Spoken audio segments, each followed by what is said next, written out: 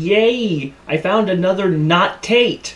I'm sure what he's about to dish out to us is perfectly sound advice and is his actual opinion, and is totally not something he gypped from someone else, who gypped it from someone else, who gypped it from someone else, who gypped it from... Get on with it! Yes, get on with it! Video gamers. Present! If you do not try to do anything more with your life, if you do not try to succeed or do anything greater, fulfill a higher purpose, anything, if you do not do anything more with your life, like sitting in your parents' basement hawking a get-rich-quick scam course over TikTok and looking like a Wish brand butthead. Hey, Beavis, I'll bet this guy's never scored. He only ever scores with himself. than just playing video games, getting an easy job, a risk-free job, etc. Dude, that is one sensitive-ass mic if it can pick up your swallowing. He said swallow. You have already experienced the most enjoyable, the most exciting, the most happiest moments of your life.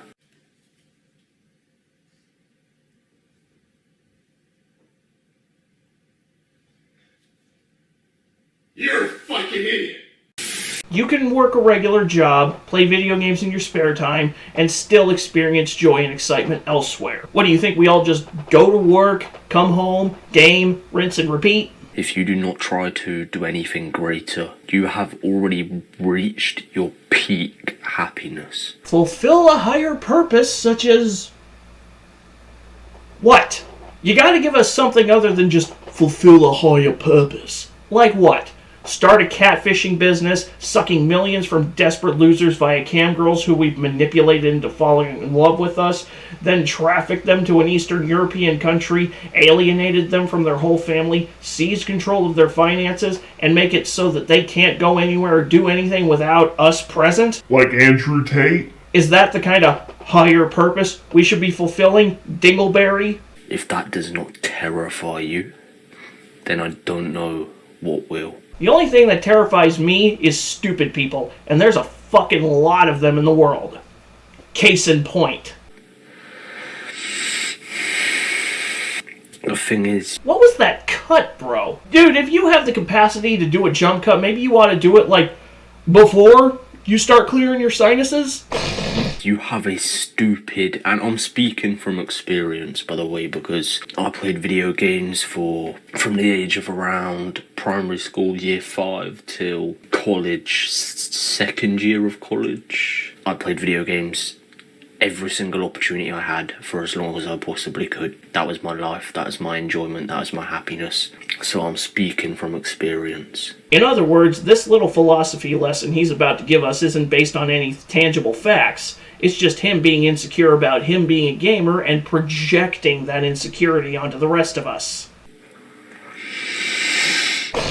I'm telling you now, you have so much potential. You get pissed off when you lose, right? You lose a game and it pisses you off. And you get into another game as quick as you can so you can redeem yourself. You chase the best rewards in the game because you are ambitious. You must be taking oration lessons from Ben Shapiro, saying a whole lot of nothing and disguising it as an intelligent argument. Except he has the vocabulary of an Ivy Leaguer and talks like somebody sat on the fast forward button. So the things I do for my audience, my producers dragged me to go see Barbie the movie. And I have thoughts. This video is sponsored by ExpressVPN. Let me begin with my generalized assessment of the movie. This movie is not just a piece of shit. This movie is a flaming piece of dog piled atop an entire dumpster on fire, piled atop a landfill filled with dog. It is one of the worst movies I've ever seen. On every possible level, it is a horrific movie. The only thing that can be said for this film is production design.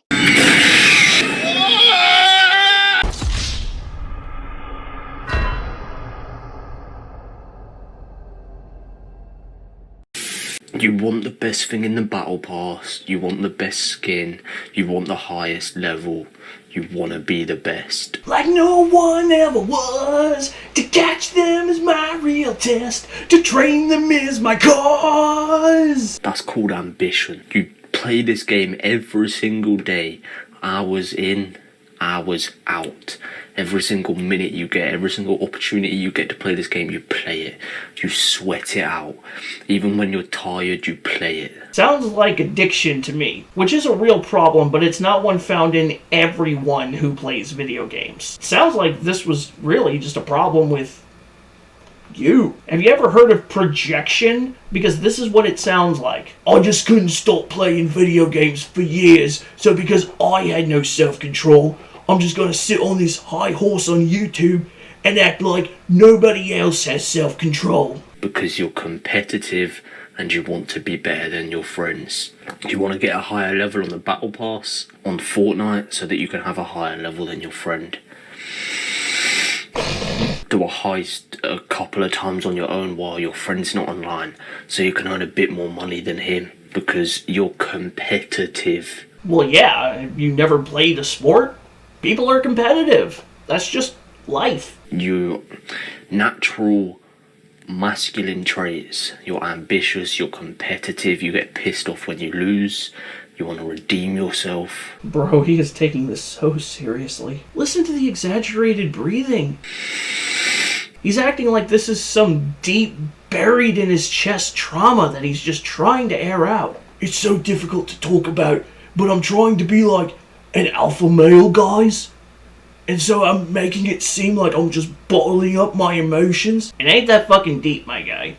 You had a video game addiction and you gave it up. It's okay to admit it. It's okay to admit you had a problem. That's the first step to recovery, is admitting you have a problem. Every single hyper-successful person has these traits. Every hyper-successful man that you look up has these traits. Everyone with a pulse has those traits.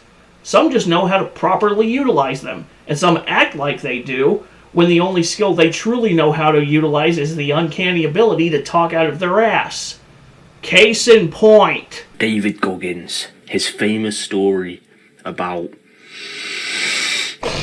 Boat Crew 2. They were throwing the boats up in the air, screaming Boat Crew 2, trying to take the instructors' souls. He said he looked at the instructors and he looked at their faces and he reckons that they were thinking about when they were doing that and they were comparing to see if David Goggins, the people in David Goggins' crew and the people around him were better than when the instructors were doing it. And then he decided that he was gonna throw the boat in the air to make their faces drop, to show that he was better than them.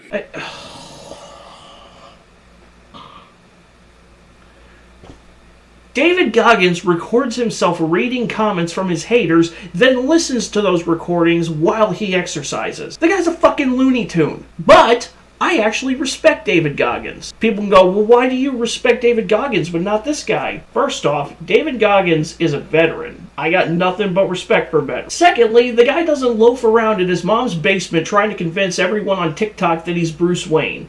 He's out running. Day or night, rain or shine, summer or winter, he is out there getting his burn on. I'm convinced the guy is living tissue over a metal endoskeleton.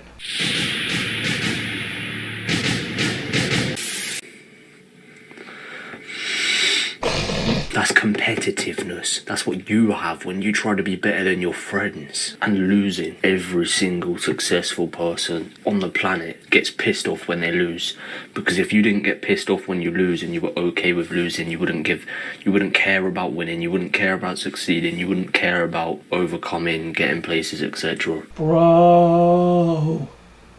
He says this like it's the most profound thing in the world. Homie acts like he just found the Krabby Patty's secret formula. You sound like a dad from a Disney Channel movie in the early 2000s. Everybody wants to be like Mike, but you can't be like Mike overnight. You gotta be hungry for it. You gotta be obsessed with it. You've gotta dig deep down and ask yourself, just how badly do I want to be like Mike? You see an average man that just has a little bit of fun, a little bit of an enjoyment here and there. He'll never be anything above me. I work 25 hours a day, 8 days a week, grinding, being an alpha male, like my Lord and Saviour, Andrew Tate. He's broke, he's lazy, out of shape, etc. He doesn't care about losing. You do know people who are in shape work 9 to 5 and have hobbies too, right? and he's just lost this aggression from when he loses. The successful man loses, his aggression locks in. Yeah, screw empathy and common sense and knowing when to hold them and when to fold them and when to walk away and when to run. Aggression. That's what being a man's all about. Aggression. It sounds like you've got some pent-up aggression and you might need to relieve some of it in old Tom Anderson's tool shed. Boy, I never seen two kids do so much damn quacking.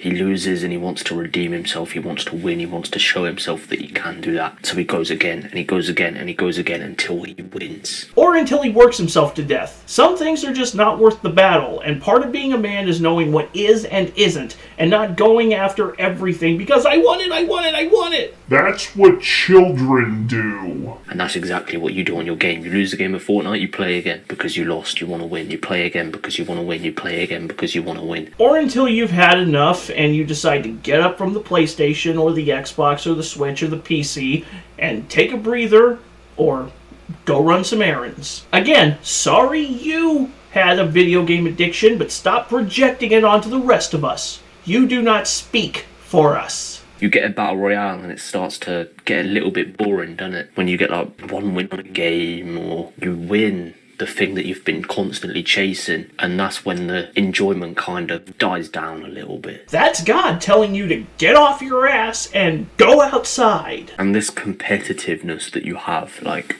competitiveness turns millionaires into billionaires. Competitiveness turns a national champion into an international worldwide champion. You have everything you need to win if you play video games, just as I did. We have everything we need to win. You just don't realise it because your ambition, your competitiveness, all of this stuff is being satisfied by these video games.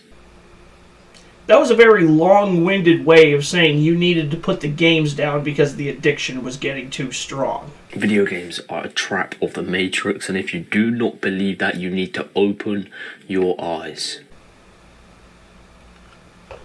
Video games are a trap created by an enjoyable but laughably overrated sci-fi movie from the 90s that was released 27 years after the first video game was made available for the general public.